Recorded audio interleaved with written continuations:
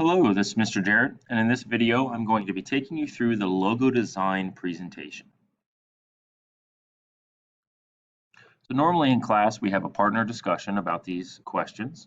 If you're at home by yourself, what I would recommend that you do is kind of just read over these questions, pause the video, and kind of think through these questions a little bit and see what answers you have for yourself. So the first question says, why are logos so important to a company, brand, or organization? I would say they're so important because that is what identifies them to the rest of the world, to the market, to the people that they're actually trying to grab their attention and sell something to. How can they catch your eye? Well, they can catch your eye in several different ways. Bright colors or flashy colors, contrasting colors. Colors is what the human eye catches the quickest and fastest. For instance, in nature, you don't see a lot of red. So if you have a red sign on the side of the road, when people are driving down the road, you typically have green trees unless it's fall where, some of the leaves change. But if you have a bright red sign, that grabs people's attention as fast as any other thing could for an advertisement. So how can they catch their eye? Mainly color, but what I would actually go further with saying is having good principles and elements of design within your design or within your logo that really emphasizes something in it to make it pop off the page. And the third question that I posted here is, what is your favorite logo and why? So that's kind of subjective. So now I have this little video for you, and it says what makes a truly great logo. This is a video that I just found on YouTube. It's kind of the history of the Nike logo. And the guy mentions in here different types of logos, which I'm going to kind of expand upon throughout the rest of the presentation.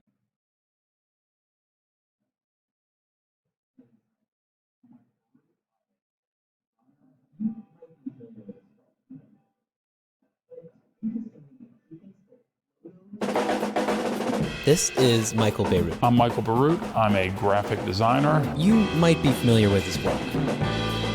But interestingly, he thinks that logos are just kind of overrated. Logos are just kind of overrated. I am actually often very ambivalent about them. Let's back out a second. What is a logo? Basically the face of a company. Some are beloved, the swastika is a logo and it's reviled, They have to work at tiny sizes and huge. There are three specific types. The first type is the word mark. The word mark is the easiest one, and it's the one that we're all the most familiar with. I mean, John Hancock's signature is kind of a word mark, and it can look crisp, clean, and modern like the new Google logo looks. It can look somehow that it has roots in a shared heritage the way the Coca-Cola logo looks, The second is pictorial. Pictorial logos often function as a kind of rebus. It's a picture, and you say what's in the picture, and it sort of is identifying the name of the company. Sometimes directly, like Target. Sometimes more indirectly, like Lacoste. The third kind is kind of the holy grail, abstract iconography. It's everyone's favorite kind of category because it just seems almost like magic, As a designer, people come to me and they'll say, oh, I want like something like the Nike swoosh. They think that the Nike swoosh was the Nike swoosh the day it was drawn, but it was nothing the day it was drawn. The company that birthed Nike commissioned a design student named Carolyn to draw some ideas, and the Nike founders didn't really like them. They sort of said, oh, let's use that one. It wasn't like an overnight success. And then they started putting on the designs of shoes. The shoes were good, and then the genius of Nike's marketing apparatus made us further associate that product not merely with performance athletic gear, but with the very idea of athletic achievement itself. And that's how, over a long time, a little mark means something big. That's exactly how religious symbols work. It's obviously not just anything inherent in these shapes, but it's about what those shapes have come to represent in the minds of the people who are looking at them. But there's a fourth type of logo that goes beyond these three types and can use elements of each of them. The logo system, a graphical framework that can have endless permutations. The first gigantically popular example of the logo system would be MTV. But Google's Daily Doodles are another great example of the logo system, a familiar mark that can also point to other ideas and issues. This approach all has to do with technological change. It used to be if a company was doing a logo, there'd be this military operation by which it would be inscribed on all their equipment and on their airplanes and their retail facilities, and gold pins and cufflinks would be made for the executive suite and put on spittoons and ashtrays and the top of the skyscraper in which they dwell and on everyone's business card, right? Nowadays, none of that's as important as an email signature, or your Twitter avatar, or the little thing that sits next to your URL. And those things are much more ubiquitous, and they can be changed at the drop of a hat. Beirut used this system approach for his Hillary Clinton logo. We wanted to have a mark reflect the electorate and reflect the issues. Those simple forms that comprise the H with the arrow in it are actually designed to hold not just two colors, say red and blue, but any colors you want. The use of logo systems seems to be continually on the upswing now, probably because it allows the brand using it to expand the conversation beyond its own name. The logo kind of reminds people that that's what our priority is today. But at the end of the day, regardless of the shape, style, or system, it might not matter what your logo is. It really is about thinking of these symbols as being empty vessels in a way, and then you pour the meaning into them. So what's this all add up to? Basically, those fights people get in about new logos are pretty misguided. They think they're judging a diving competition, but actually all these organizations are in swimming competitions. It's not what kind of splash you make when you hit the water, it's how long you keep your head above that water. Logos need to have a long life, not win points in a discussion. 12 years after the birth of that Nike logo, Nike came back to that graphic design student, Carolyn, with a gift. A Nike ring with her own trademark on it, the swoosh. Thank you very much. It's beautiful. And an undisclosed amount of Nike stock. Wow. In 1973, when it was designed, So I hope you kind per of found pay that was video $35. interesting. I definitely did. I think it's amazing to see how a huge company like Nike, how their logo actually started and where they are now. And it's almost, breathtaking to hear that person only got paid $35 to do that.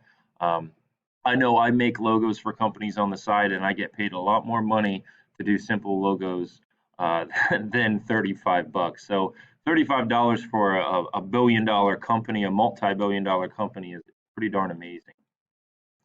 So in the video, he mentioned different types of logos.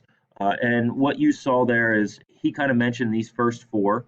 I'm going to expand upon those a little bit more, and I'm going to add three more in here. And all three of these are kind of like subcategories of these, but I'm expanding them into 7 different categories just because I think it is actually easier for students to understand this. So we have the word mark or letter mark, the pictorial, the abstract, and the logo systems. That's kind of what they mentioned. Then I'm going to add in the mascot, the combination, and the emblem. And you'll see as we go what I'm talking about. First off is the word mark or letter mark. He mentioned here in the video that it's a typography-based, so type-based logo that's comprised of a word or a few letters. This letter type is also called simplicity. Okay, so if you're looking at some of these, things like eBay, their whole entire logo basically just says what their company name is. Same thing with like Google, okay, or PayPal. And then you also see ones that are a little bit abbreviated throughout. So like the BEA, whatever that means. You see smaller ones, the JVC, the IBM, those actually stand for something, okay? NASA actually stands for something. So all of those companies. So some other examples of that ones that I just found online. We obviously have our Seals logo here, but here are some other ones that are just a simple word, but also have some type of extra element of design in it to kind of put across the message. So you see it says cup up here, and in the blank or negative space, you actually have a coffee cup created. The kickboxing one, they actually bent the K a little bit, put an extra dot, and they made it look like a guy is kicking another guy. This says vibrate, and they simply just put some value shadows behind it to make it look like vibrate. They folded the word fold.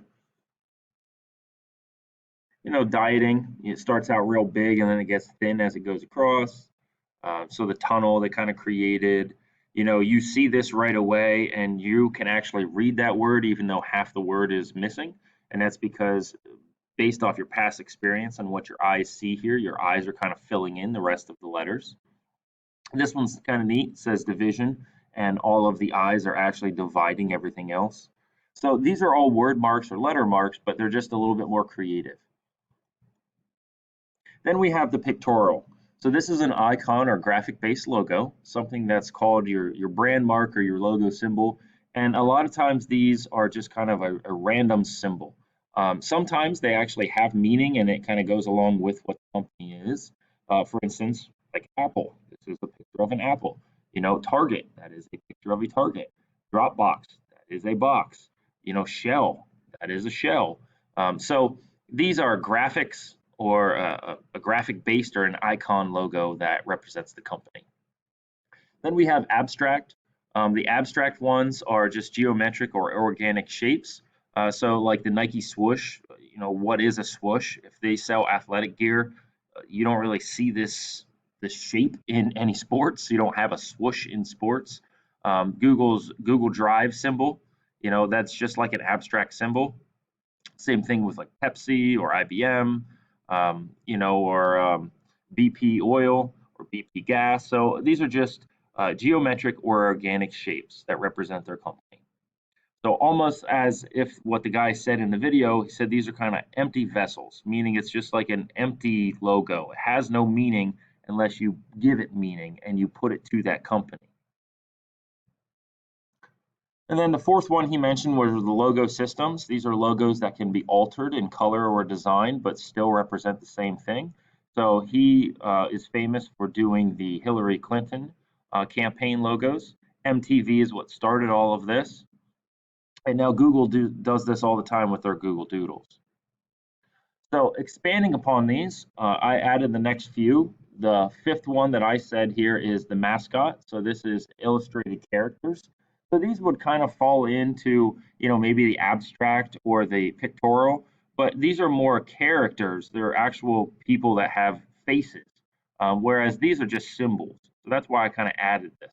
So the mascots itself is the illustrated characters that are often colorful, sometimes cartoonish, and they're always fun. You don't have a boring character. These characters are supposed to be iconic. You're supposed to recognize who they are and kind of laugh at them. So, if you're looking around at a bunch of these, probably one of the most famous ones here is the McDonald's character, or maybe the WB Frog, just because Warner Brothers is a humongous company in the film industry. Okay, and then here at school, we use several things, several different logos depending on the sports teams. This was one of the football logos one year. And then a combination. So the sixth one I said was the combination. This is kind of combining a word mark or letter mark with a pictorial mark, okay, abstract or mascot. So this is like a symbol with words. Pizza Hut. This is actually like a small little house or a hut. Taco Bell. There is a bell in there, but it also says Taco Bell. Burger King. This is a burger. That's the bun. That's the bun. That's actually the burger. Okay, and then Doritos. This is a shape of a Dorito. So it's the combination of a word mark or letter mark mixed with some type of icon. So we do this all the time in school logos. So here are just some of the school logos that we have. You have words in every single one of these, or a letter that represents something, mixed with some type of mascot or symbol that represents our school. And then we have emblems. Again, these could be in some of the other categories here, but these kind of stand out a little bit more because they look like an actual emblem. They're not just a random shape, okay, like these would be. So this consists of type inside of a symbol or icon, much like a badge, okay, a seal or a crest. So you can see like the Harvard logos, a lot of colleges have these, or your family logo, your family crest, like it's a historical thing. Starbucks does this. They kind of have like this iconic symbol on the inside that there's a lot of stories about. And then if you actually look up the true history of this, this is a very simple logo. This actually has really no meaning. And then there's like the Harley Davidson, so it's a crest. It's something that would be almost like a badge of honor. Okay, so we do this. A lot of towns do this. They have the boroughs or the towns and a picture of them. Sometimes you'll have this with sports teams. So our soccer team does this. It says football club, like European football, it's soccer.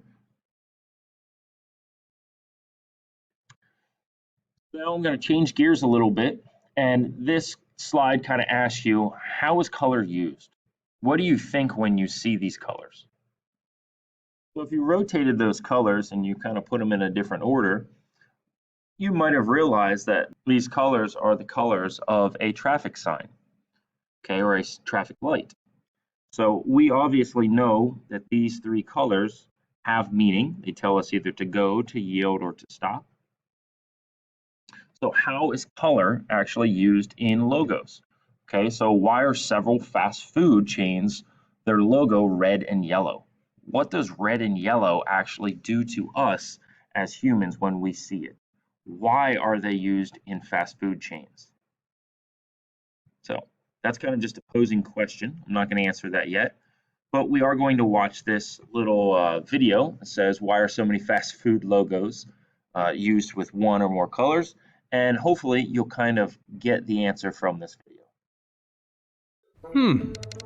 These companies all have something in common. What could it be?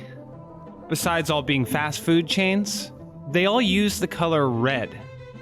And it's not a coincidence. Color is just one of many tactics that companies use to connect with their customers. And if swearing off fast food wasn't already hard enough, those colorful red logos might make it even harder to ignore. The average human can see 10 million colors, but red is special. Turns out, it was one of the first colors our ancient ancestors thought important enough to name. Back before alphabets and writing, early human languages were surprisingly uncolorful. There were words for black and white and red, but that's about it. In fact, blue didn't even show up until thousands of years later. As a result, we tend to have a deeper connection to red than any other color on the spectrum. And we react to it in certain ways that actually play to the advantage of fast food companies. Researchers have found that red can evoke a sense of urgency. It also has the innate ability to whet our appetites. Of course, when you pair those two things together, you've got the perfect recipe for a hungry customer who wants food now. So that red logo isn't just a welcoming sign, it's a sly seduction for your brain. Now, it's unclear why red makes us feel this way, but perhaps it has something to do with where the word comes from. Many ancient languages first named red after their word for blood. For example, red in Hebrew looks like this, and it's pronounced Adom, while blood looks like this, and is pronounced Dam.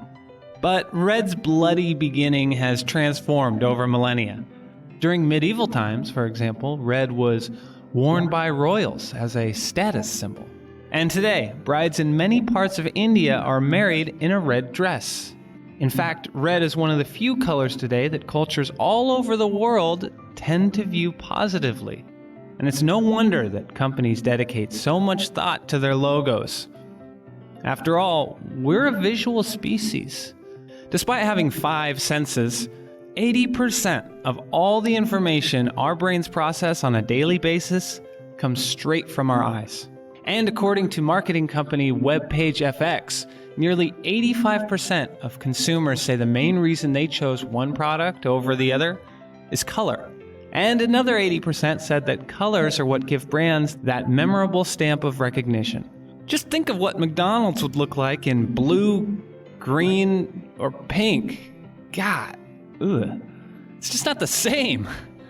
So what do you think? Should fast food companies give up red? Did you like what McDonald's looked like in pink? Let us know in the comments. So that's really interesting. It kind of just makes you think about logos and colors, of how they actually affect those logos and how we see those company logos from a different point of view. So kind of just following up with this, I have a few slides here, and I could go real in depth with this, but I'm not going to. Normally in class we have a big discussion on this, and I kind of just see how long the discussion can go. But this is color psychology. So all colors portray a psychological message. And here are just a few here that you can kind of see. They said red was a bold excitement color. It's a passionate color.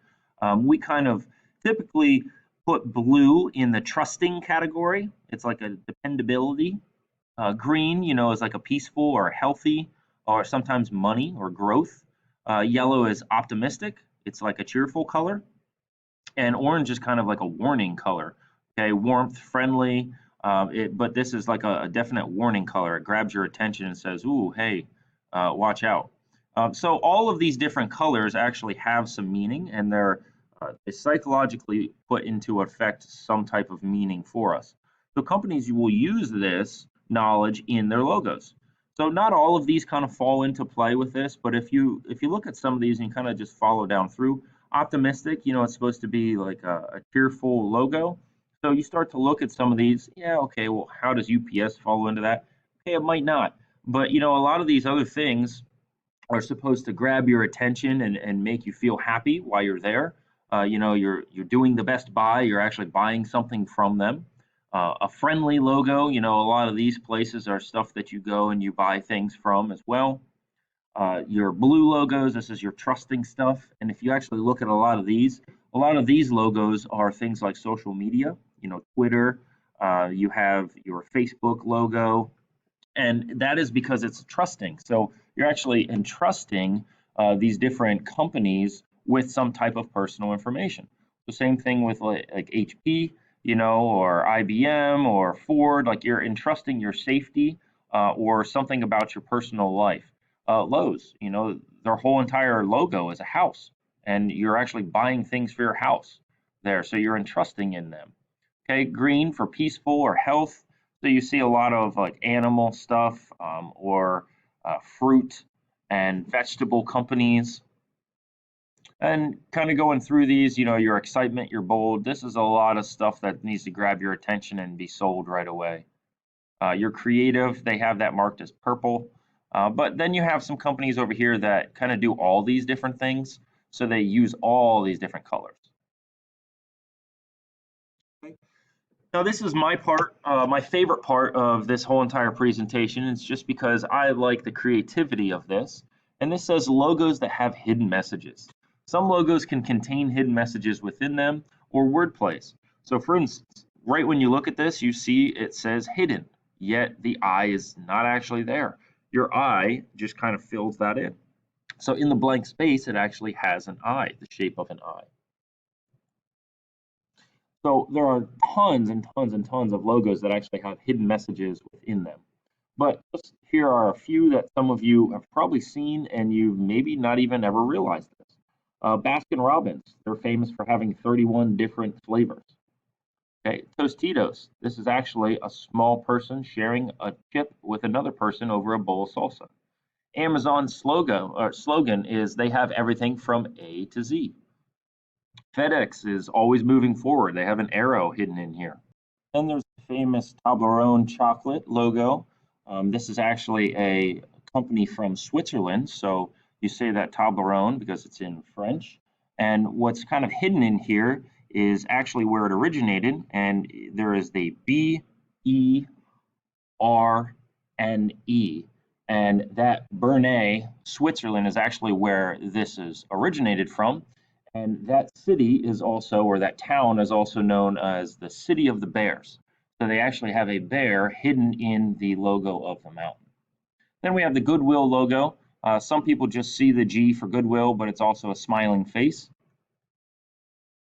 And then if you kind of look at this Hershey Kiss logo up here, I typically ask students, how many Hershey Kisses do you see? Most people will say 2, but they're actually wrong because in this little blank space, there's a third Hershey Kiss. Subway is a fast food restaurant, so you're in and out really quick. Wendy's is actually famous for having the mom written right down here because it's supposed to be like home cooked meals, even though it's fast food. Tour de France is a pretty cool logo. Tour de France itself is actually a bike race up France, up the mountains of France. So if you look closely, you see a little person bent over, and this front kind of wheel is more or less like the sun. So you're going up France, up the mountain towards the sun, and they're actually sitting on this back wheel and a little seat. So it's kind of like they're riding a bike up France. And then Domino's Pizza, which now has changed their company name to just Domino's, but their symbol is a plain old domino. So a couple more, you have some colleges and different organizations that use this, sports teams. You see their different letters within their actual logos. Like the George Washington actually has the George Washington Monument hidden in here. You can see here this college has their initials in the mane of the lion. Then the Milwaukee Brewers, it's actually looks like a baseball mitt at first, but then when you look closer, you have the M and the B. And then there's some cool messages like this in Toyota. So a lot of people recognize that symbol. They know it's a Toyota car. But if you look closer and if you look at the history of why that logo is the shape it is, that little symbol actually has all the letters of Toyota in it. So there's the T, the O, the T, or the Y, sorry, the O, the other T, and the A hidden inside that logo. And then there's been different stories of this. I guess you could kind of look up the history of the logo itself. One of the stories that I heard, and again, I don't know if it's true or not, is that the creator of the Chicago Bulls logo was actually kind of a historian. He was a religious person, but he was also a futuristic person. So in the Chicago Bulls logo, if you flip it upside down, it's supposed to depict a robot here actually reading from a pulpit, like he would be reading out of a Bible. So you can see it's kind of like a robot, and this would be the book. Now, if you actually look at our class logo, how I created this class logo is kind of a breakdown of a whole bunch of hidden messages inside of it. Some of you looked at this right away and you kind of figured it out, you understood this. Others, maybe this is the first time you're really looking close at the class logo. But if you think about what we've done in class and how I progressed through the knowledge of teaching you about this class, we've learned about type on a line. We've learned about serifs and sans serifs, so two different types of fonts. We've used the pen tool to actually design and create, so you have all your anchor points and a pen tool. We've learned about filling and strokes and gradients. So obviously that's kind of all in line of creation. And now we're to the logo design stage. So you see that says AL in a creative logo design way. And then eventually we're going to get to the outsourcing or exporting stage of Illustrator. And you're going to be using some different machines. So for instance, like laser engraving or etching to cut out. So you have engraving here, you have cutting out. And then eventually we'll get into things like vinyl cutting. So vinyl cutter stickers, which are also your decals. So it's kind of like it's peeling away. So I just put a whole bunch of little subliminal messages in the logo itself.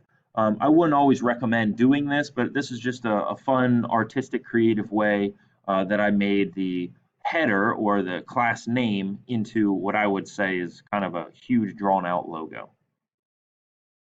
So then there's this logo quiz. If you want to play this on your own, you're more than welcome to. This is like a Kahoot, and it's kind of just some practice rounds that I have. What logo is this? I took out the words of it. So if you guessed Arby's, you are correct. Again, if you guessed Volvo, you're correct.